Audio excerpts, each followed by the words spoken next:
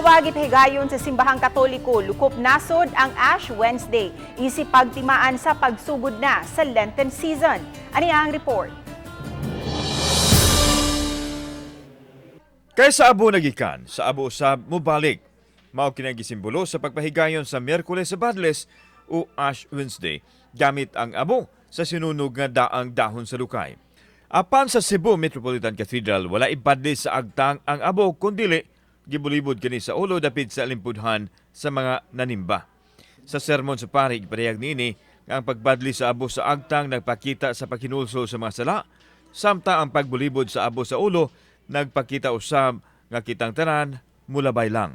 Sa mga agtang o magbulibod sa abo sa itong mga ulo, musulti ang pare ug ang mga minister paghinulsol ug tuo sa Ebanghelyo. Ang mga nanimba nga unang nakasinati sa pagbulibod sa abo sa ulo, nabaguhan man apan ang mahinungdanon nga nakatuman sa tulumanon sa pagtuo. Gikan man ta sa abo sa tapadulong, sign na siya niya. Kuha sa atos mga magilulsol. Sabi na first kuan man sa Lenten season. Samtang sa Bohol, gidagsa sa mga debotong Katoliko ang simbahan sa St. Joseph the Worker sa Tagbilaran City. Kung sa miaging duha ka tuig migamit og gapas ang pari aron ipahid sa agtang sa mga manimbahay ang abo, nunod sab sa pandemya nining higayuna, gipahid na kini sa mga pari sa agtang sa mga nanimba. Ang Ash Wednesday sinugdanan sa 40 ka adlaw nga pag-obserbar sa kwaresma diin himuon ang puan ug abstinensya.